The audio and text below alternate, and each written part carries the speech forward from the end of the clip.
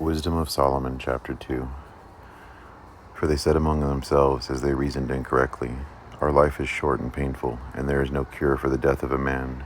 For no one has been known to return from Hades, because we were born by chance, and after this we shall be as though we never existed. For the breath in our nostrils is smoke, and our speech is the spark kindled by the beating of our heart. When the spark is extinguished, our body will turn to ashes, and our breath will disperse like empty air. Then our name will be forgotten in due time, and no one will remember our works.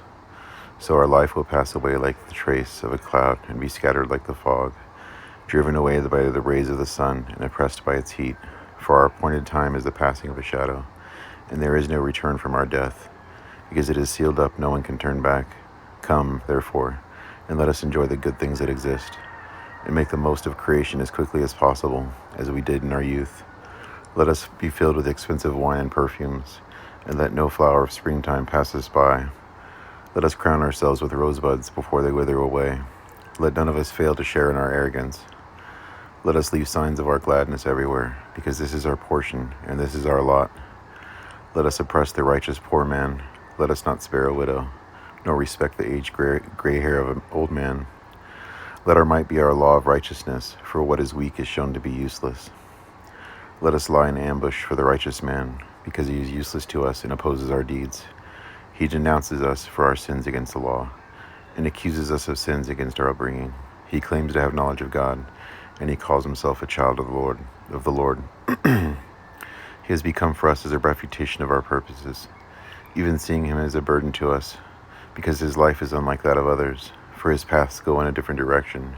We are considered by him as a hybrid, and he avoids our ways as something immoral. And he considers the last things of the righteous as blessed, and pretends that God is his father. Let us see if his words are true, and let us put these last things to the test at the end of his life. For if the righteous man is the son of God, he will help him, and deliver him from the hand of those who oppose him. Let us test him with insult and torture, that we may know his gentleness, and test his patient endurance. Let us condemn him to a shameful death, for there shall be a visitation because of his words. So they reasoned these things and were led astray, for their malice blinded them. But they did not know the mysteries of God, nor hope for the wages of holiness, nor judge the reward of blameless souls. For God created man for immortality, and made him in an image of his own eternity. But death entered the world by the envy of the devil, and those of his portion tempted.